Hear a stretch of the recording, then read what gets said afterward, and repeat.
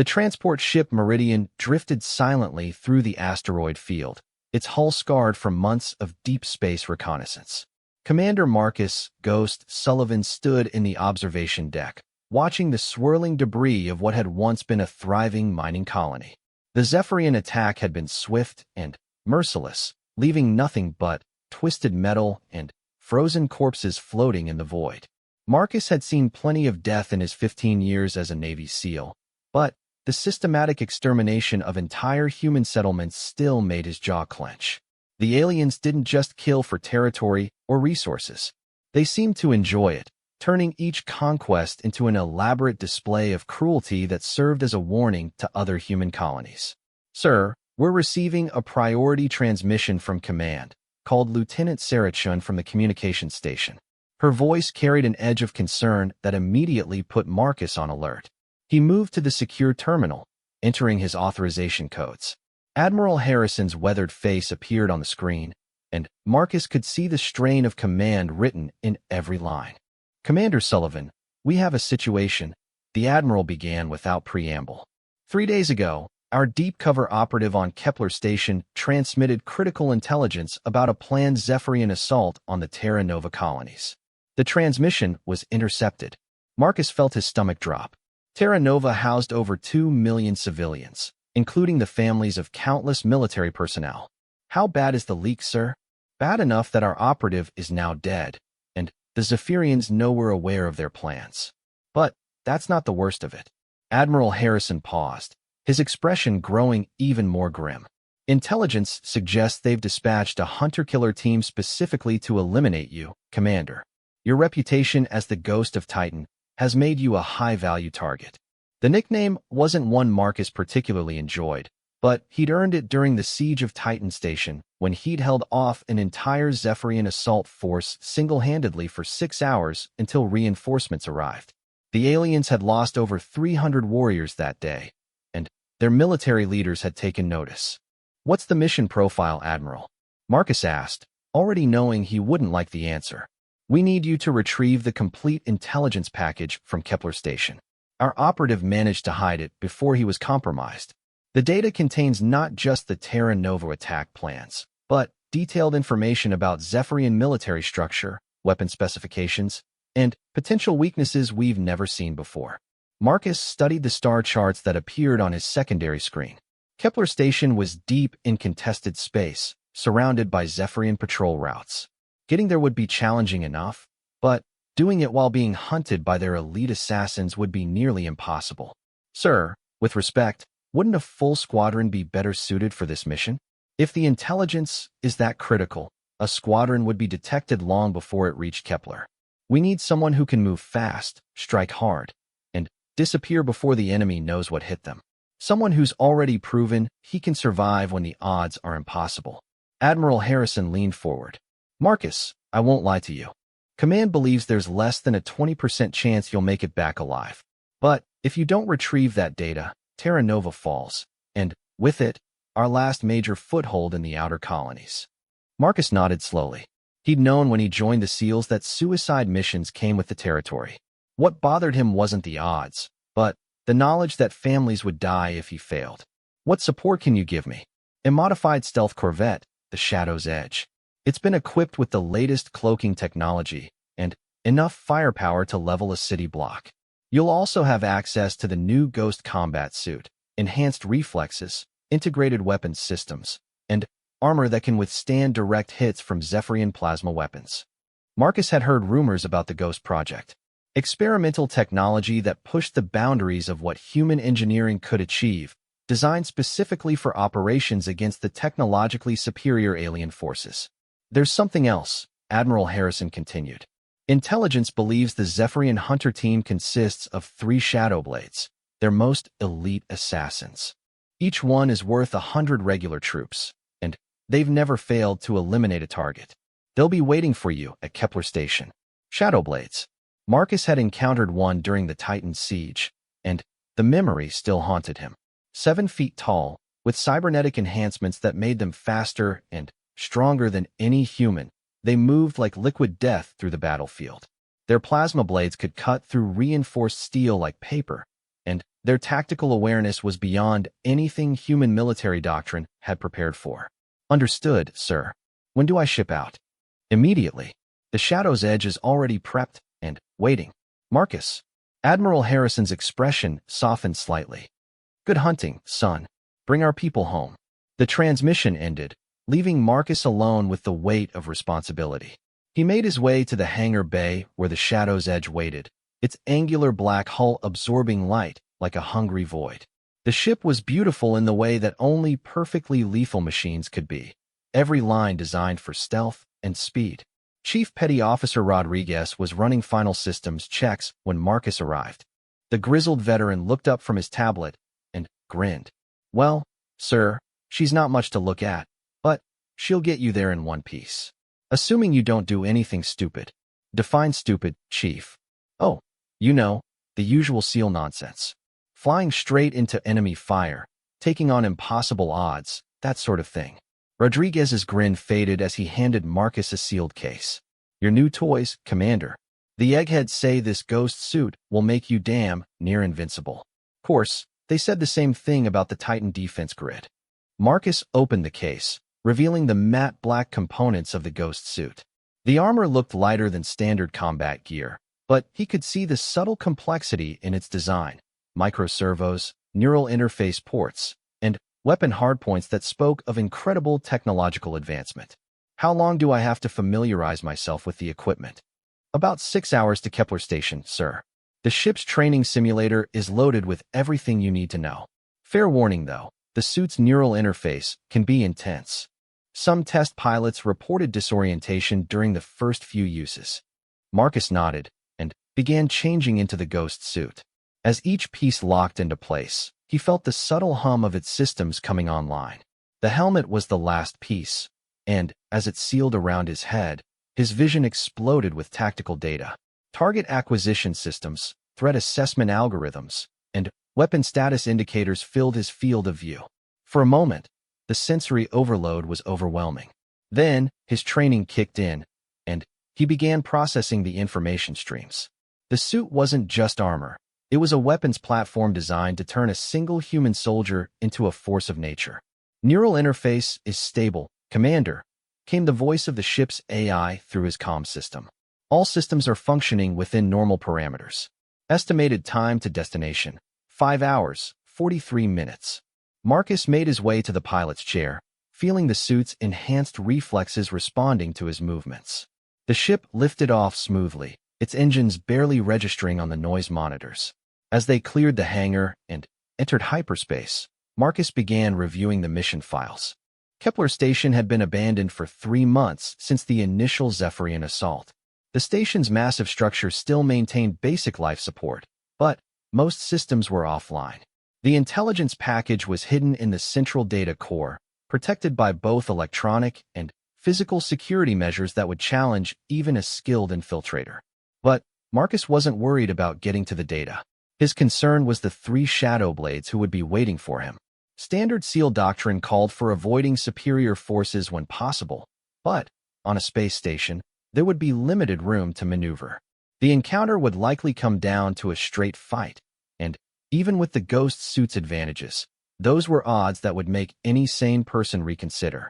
Marcus had stopped being entirely sane the day he watched the Zephyrians massacre his first squad on Europa.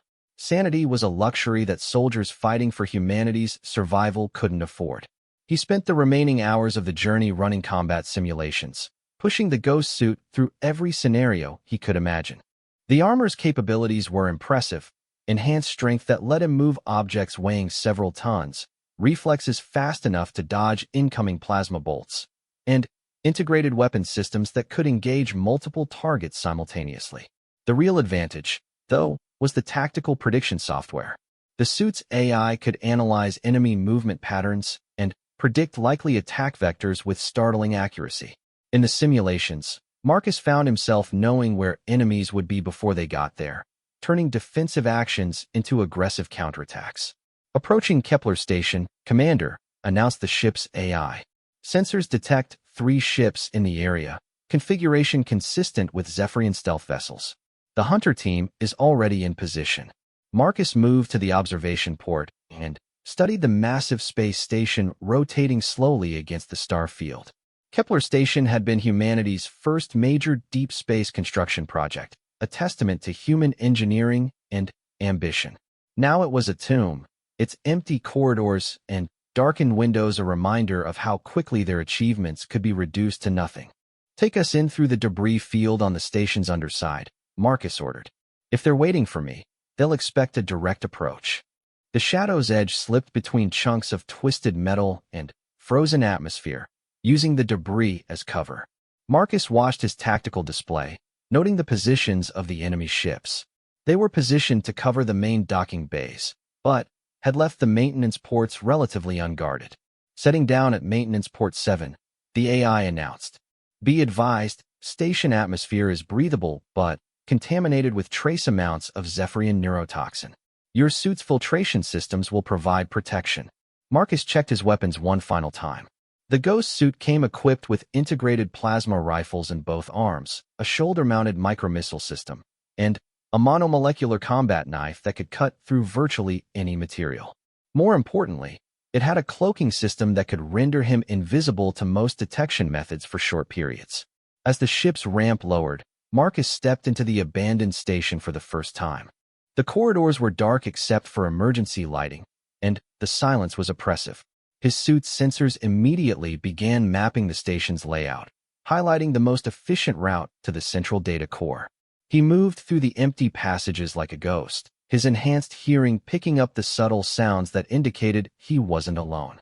Somewhere in the station's maze of corridors, 3 of the galaxy's most dangerous killers were hunting him. The smart play would be to retrieve the data and leave as quickly as possible. But Marcus had never been known for making the smart play. As he made his way deeper into the station, he was already formulating a plan that would ensure the Shadow Blades never hunted another human target. The maintenance corridors of Kepler Station stretched before Marcus like the arteries of a dead giant.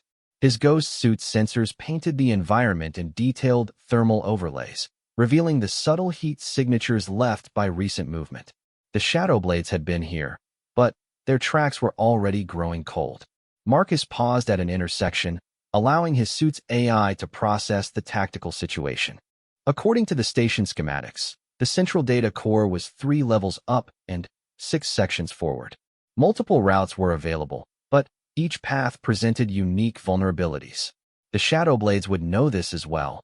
They'd studied human military doctrine for years, learning to anticipate standard infiltration techniques. A soft scraping sound echoed from somewhere behind him.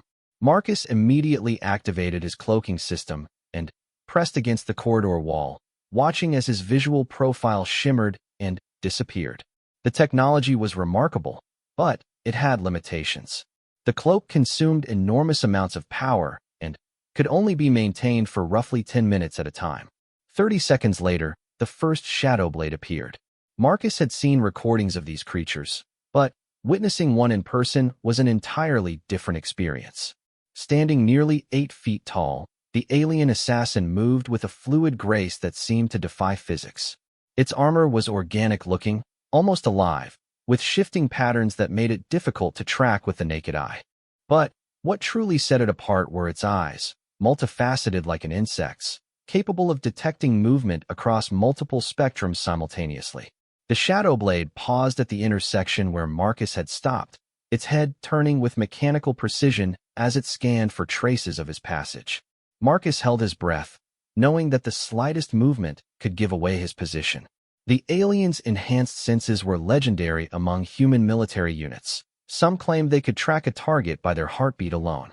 After what felt like an eternity, the creature moved on, disappearing into the maze of corridors with disturbing silence.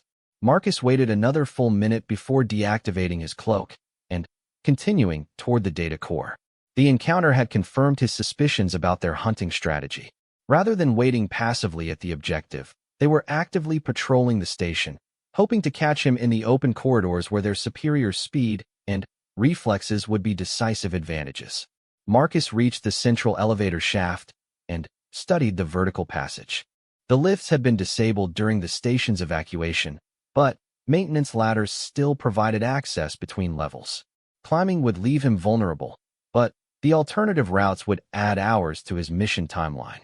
As he began his ascent, Marcus's suit detected unusual electromagnetic patterns in the surrounding walls. The readings were subtle, almost undetectable, but they suggested the presence of Zephyrian surveillance technology. The aliens had turned Kepler Station into a trap, using their own sensors to track his movements throughout the facility. 2 levels up, Marcus heard the distinctive hum of Zephyrian energy weapons charging. He immediately stopped climbing and activated his suit's defensive protocols. The Ghost Armor's microservos locked into position, preparing for impact, while targeting systems came online and began scanning for threats. The attack came from above. A plasma bolt seared through the air inches from Marcus's head, the superheated energy leaving a molten scar in the metal ladder. Marcus looked up to see a second shadow blade rappelling down the shaft, its arm-mounted plasma cannon tracking his position with mechanical precision. Marcus's enhanced reflexes kicked in, and time seemed to slow as his suit's AI calculated optimal response vectors. He released his grip on the ladder and dropped, drawing his monomolecular combat knife as he fell. The shadow blade fired again, but Marcus was already moving, using his suit's thrusters to alter his trajectory in midair. He collided with the alien assassin at nearly terminal velocity, driving the knife deep into its chest armor. The monomolecular blade sliced through the organic material like it was tissue paper, penetrating the creature's vital systems. Green fluid sprayed across the shaft walls as the shadow blade's dying scream echoed through the elevator well. Both figures tumbled toward the bottom of the shaft, but Marcus activated his mag boots just in time to arrest his fall against the metal walls. The dead shadow blade crashed into the debris at the bottom with a sound like breaking glass. "One down," Marcus muttered, but he knew the victory had come at a cost. The fight had been loud, and the other 2 shadow blades would now know his exact position. Stealth was no longer an option. Marcus climbed rapidly to the data core level, his suit's sensors on maximum alert. The corridors here were wider, designed to accommodate the massive server banks that had once housed humanity's most sensitive information. Emergency lighting cast everything in red shadows, creating perfect hiding spots for patient predators. He moved cautiously through the server farms, using the tall equipment racks for cover. His destination was the Central Processing Unit, a heavily armored vault at the heart of the facility. According to his mission briefing, the intelligence package was stored in a quantum-encrypted data core that would require both his authorization codes and biometric confirmation to access. The ambush came from 2 directions simultaneously. Marcus's proximity alarms screamed as plasma bolts erupted from concealment positions on either side of the corridor. The remaining 2 shadow blades had coordinated their attack perfectly, catching him in a crossfire that should have been instantly fatal. Should have been. The Ghost suit's defensive systems activated automatically, projecting energy shields that absorbed the initial barrage while Marcus dove behind a server rack. The alien's tactical precision was flawless, but they hadn't accounted for the full capabilities of his experimental armor. Marcus activated his shoulder-mounted missile system and fired 2 microprojectiles in different directions. The missiles weren't intended to hit the shadow blades directly. Instead, they were programmed to detonate against the server racks, creating clouds of metallic debris that would interfere with the alien's enhanced vision. As sparks and metal fragments filled the air, Marcus engaged his integrated plasma rifles. The weapons emerged from his forearms like mechanical extensions of his own body, their targeting systems linked directly to his neural interface. He didn't need to see his enemies. The suit's sensors could track them through the chaos, predicting their movements with inhuman accuracy. The 3rd shadow blade emerged from the smoke, moving impossibly fast as it closed the distance for close-quarters combat. Its plasma blades ignited with lethal light, creating weapons that could cut through his armor if they made contact. Marcus met its charge head-on, his enhanced reflexes allowing him to match the alien's superhuman speed. They fought in a deadly ballet of strike and counter-strike, plasma blades clashing against the Ghost suit's defensive barriers. The shadow blade was faster, but Marcus's armor provided crucial advantages in strength and durability. When the alien's blade pierced his shoulder armor, Marcus grabbed its weapon arm and used his suit's enhanced servos to crush the limb with crushing force. The alien shrieked and tried to pull away, but Marcus held on, driving his combat knife into its throat with mechanical precision. Green blood sprayed across his visor as the creature collapsed, twitching once before lying still. But the victory celebration was premature. The fourth shadow blade, Marcus had miscounted, materialized directly behind him, its stealth technology finally failing as it prepared for a killing strike. The alien's plasma blade descended toward his exposed neck, moving too fast for even his enhanced reflexes to counter. Marcus twisted desperately, knowing he wouldn't be fast enough. The blade grazed his helmet, sending cascades of sparks across his vision as secondary systems failed. But instead of penetrating his armor, the weapon skittered along the surface, deflected by some last-minute adjustment in the suit's defensive posture. Marcus spun around and fired both plasma rifles point-blank into the alien's chest. The shadow blade staggered backward, its organic armor smoking where the energy bolts had penetrated. But instead of falling, it steadied itself and raised its weapon for another attack. Persistent little bastard, Marcus growled, ejecting the spent power cells from his plasma rifles. The weapons were designed for sustained combat, but the rapid-fire engagement had drained their energy reserves faster than expected. The shadow blade advanced slowly, savoring what it believed was an inevitable victory. Its plasma blade hummed with lethal energy as it prepared to finish the human who had killed its companions. But it had made a critical error. It had underestimated human adaptability. Marcus activated the ghost suit's final weapon system, a high-frequency sonic pulse designed to disrupt Zephyrian neural functions. The alien's enhanced senses, so effective in normal combat, became liabilities as the sonic attack overwhelmed its sensory processing. It staggered, temporarily blinded, and disoriented. Marcus didn't waste the opportunity. He lunged forward and grabbed the alien's weapon arm, using his suit's full strength to twist the limb until alien bone snapped with audible cracks. The plasma blade clattered to the floor as the shadow blade screamed in agony. "This is for every human family you've butchered," Marcus said quietly, driving his knife through the creature's helmet and into its brain. The last shadow blade collapsed, green blood pooling around its still form. Marcus stood among the bodies of his enemies, his armor scarred and smoking but intact. The hunter team that had never failed to eliminate a target had met its match in human determination and superior technology. But the mission wasn't complete. Marcus still needed to retrieve the intelligence package and escape before Zephyrian reinforcements arrived. He made his way to the central data vault, his suit's damaged systems struggling to maintain full functionality. The vault door was massive, designed to withstand everything from plasma bombardment to nuclear detonation. Marcus placed his hand on the biometric scanner and spoke his authorization codes aloud.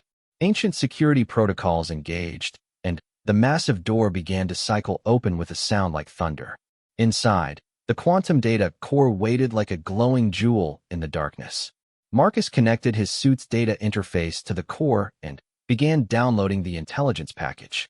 As the transfer progressed, he studied the partial files appearing on his display. What he saw made his blood run cold. The Zephyrian attack on Terra Nova was just the beginning. The aliens were planning a coordinated assault on 12 human colonies simultaneously, using a new type of weapon that could sterilize entire planets from orbit. The intelligence package contained not just battle plans, but technical specifications for these weapons and the location of their manufacturing facilities. This wasn't just about Terra Nova anymore. This was about the survival of the human species. The data transfer completed just as Marcus's suit detected incoming ships on the station's perimeter. Zephyrian reinforcements were arriving, and in much larger numbers than the original hunter team. His window for escape was closing rapidly. Marcus ran through the station corridors, his damaged suit struggling to keep pace with his urgent need for speed. Behind him, he could hear the sounds of alien forces breaching the station's hull. They would discover the bodies of their elite assassins soon, and their pursuit would be relentless. He reached the shadow's edge just as the first Zephyrian warriors entered the maintenance section. The ship's engines were already spinning up, ready for immediate departure. Marcus dove through the closing hatch as plasma bolts seared the air around him. "Get us out of here," he shouted to the ship's AI. The corvette lifted off with desperate speed, its cloaking systems engaging as soon as they cleared the station. But Marcus could see on his tactical display that they weren't alone. 3 Zephyrian pursuit vessels had launched and were following their probable trajectory. The hunt was far from over. The Shadow's Edge streaked through space with 3 Zephyrian pursuit ships closing fast. Marcus watched the tactical display from the pilot's chair, his damaged ghost suit still interfaced with the ship's systems. The alien vessels were gaining ground despite the corvette's advanced engines. Their technology had apparently improved since the last intelligence reports. AI, what's our weapons status? Marcus asked, studying the pursuit formation. The Zephyrian ships were maintaining a triangular pattern, designed to prevent his escape while maximizing their own firepower advantages. All primary systems operational, Commander. However, prolonged combat will compromise our stealth capabilities. Recommend evasive maneuvers until we reach friendly space. Marcus checked the navigation display. The nearest human patrol was 8 hours away at maximum burn. His fuel reserves wouldn't last that long while maintaining top speed, and the Zephyrian ships showed no signs of breaking off pursuit. They wanted him dead badly enough to chase him across half the galaxy. Change of plans, Marcus said, adjusting course toward a nearby nebula. We're not running anymore. The sensor readings from the nebula showed dense particle clouds that would interfere with targeting systems on both sides. It wasn't an ideal battlefield, but it would level the playing field between 1 human ship and 3 alien pursuers. Marcus had learned long ago that when you couldn't run and couldn't hide, the only option left was to fight smarter than your enemies. The Shadow's Edge plunged into the nebula's outer edge, its hull immediately registering impacts from microscopic debris. The pursuing Zephyrian ships followed without hesitation, their formation tightening as sensor range decreased in the electromagnetic chaos. Marcus killed the engines and let momentum carry them deeper into the nebula. On his display, the enemy contacts began to fade as the particle density increased. But he knew they were still there, hunting for him in the cosmic fog like predators following a wounded animal. Passive sensors only, Marcus ordered. I want to hear them breathing before they know we're here. Minutes passed in tense silence as the Shadow's Edge drifted through the nebula's heart. Then, Marcus's enhanced hearing picked up the subtle vibration of Zephyrian engines filtering through the ship's hull. They were close, probably less than a kilometer away, and closing. Marcus powered up the weapon systems, feeling the familiar hum of charging plasma cannons. The ship's AI highlighted 3 contacts on the tactical display, their positions estimated from engine noise and gravitational disturbances.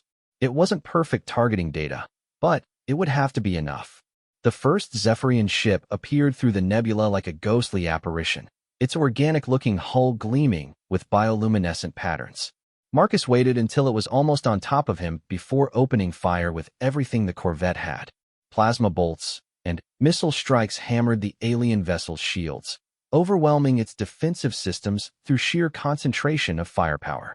The ship staggered under the assault, its hull breaching in multiple locations before it exploded in a brilliant fireball that lit up the surrounding nebula. But Marcus's surprise was already compromised. The other 2 Zephyrian ships converged on his position, their own weapons charging as they emerged from the particle clouds. The Shadow's Edge shook under the impact of return fire, warning lights flashing across the control panels. Hull integrity at 70%, reported the AI. Recommend immediate evasive action. Marcus was already moving, using the corvette's superior maneuverability to dart between debris clouds while returning fire. The second Zephyrian ship exploded when one of his missiles penetrated its reactor shielding, but the third vessel was proving more elusive. The final pursuit ship had adapted to his tactics, using the nebula's natural formations for cover while trying to maneuver into a killing position. Its pilot was skilled, possibly one of their military elite, and Marcus found himself locked in a deadly game of 3-dimensional chess among the stars. The alien ship emerged from behind a dense gas cloud, its main cannon fully charged and aimed directly at the Shadow's Edge. Marcus saw death approaching in the form of a massive plasma bolt that would certainly penetrate his damaged shields. Time slowed as his enhanced reflexes kicked in.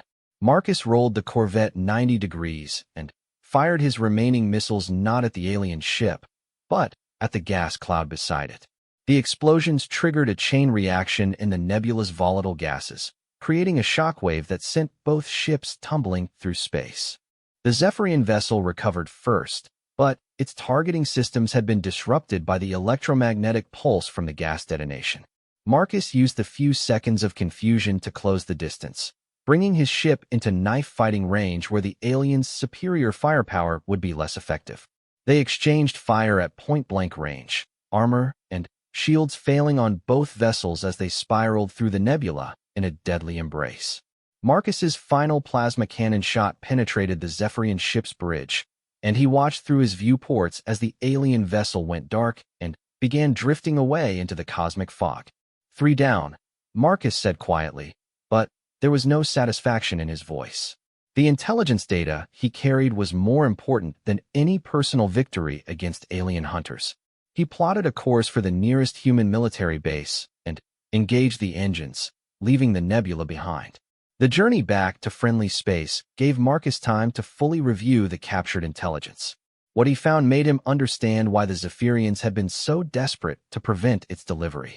The alien military was planning something called the Final Cleansing, a coordinated attack that would eliminate human presence from 12-star systems simultaneously. But, more importantly, the data revealed critical weaknesses in Zephyrian technology. Their bioships, so effective against conventional weapons, were vulnerable to specific electromagnetic frequencies. Their command structure relied on quantum entanglement communication that could be disrupted with the right equipment. Most significantly, their new planet-killer weapons had a fatal design flaw that could be exploited if human forces acted quickly enough. 14 hours after leaving Kepler Station, Marcus docked with the human battle cruiser Defiance. Admiral Harrison was waiting in the hangar bay, along with a full intelligence team and medical personnel. As Marcus emerged from the shadow's edge, he could see the tension in the Admiral's face. "Report, Commander," Harrison said without preamble. Marcus handed over the encrypted data core. "Mission accomplished, sir. The intelligence package is complete, but we have a bigger problem than anyone realized. The attack on Terra Nova is just the opening move." Over the next hour, Marcus briefed the command staff on everything he'd discovered. As the full scope of the Zephyrian plan became clear, he watched seasoned military officers struggle to process the implications. They weren't just facing an invasion. They were looking at an attempt at species extinction. "The planet-killer weapons are already under construction," Marcus reported. "According to the technical specifications, they'll be operational within 6 months. But there's good news. The data includes the location of their main production facility and detailed schematics showing a vulnerability in their power core design." Admiral Harrison studied the holographic displays showing Zephyrian fleet movements and industrial capacity. "What kind of vulnerability?" "The power cores use an unstable quantum matrix to generate the energy needed for planetary bombardment.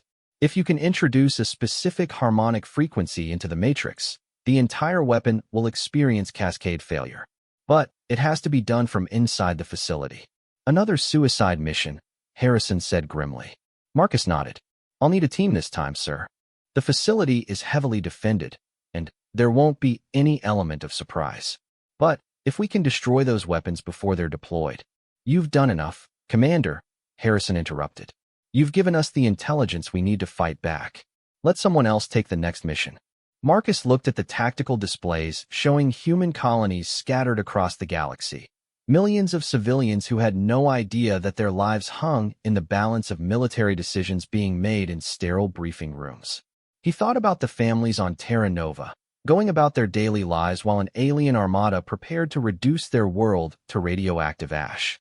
"With respect, sir, no one else has faced Shadowblades and lived. No one else knows their tactics, their capabilities, their limitations. If this mission fails, humanity loses everything we've built among the stars." Admiral Harrison was quiet for a long moment, weighing the value of one soldier against the survival of the species. Finally, he nodded slowly. "Very well, Commander. But this time you'll have the support you need. I'm authorizing Operation Ghost Storm, a full assault on the Zephyrian production facility, with you leading the infiltration team." Over the following weeks, Marcus worked with military engineers to develop new weapons and tactics based on the captured intelligence. The ghost suit technology was refined and mass-produced for an elite strike force. New ships were designed specifically to exploit Zephyrian weaknesses. But, most importantly, Marcus trained the next generation of human warriors who would carry on the fight if he didn't survive the mission ahead. He taught them that victory against superior technology came not from matching the enemy's strengths, but from exploiting their assumptions and limitations. The Zephyrians had hunted him across the galaxy, sending their most elite assassins to eliminate a single human soldier. They had failed not because their warriors were weak, but because they underestimated human adaptability and determination. As Marcus prepared for what might be his final mission, he reflected on the irony of the situation. The aliens had intended to hunt him down and eliminate a threat to their plans. Instead, they had inadvertently created the very weapon that would be used to destroy them. Standing in the hangar bay of the assault ship Retribution, surrounded by the soldiers he had trained and equipped with technology derived from alien intelligence, Marcus smiled grimly. The hunt was about to begin again. But, this time, humanity would be doing the hunting.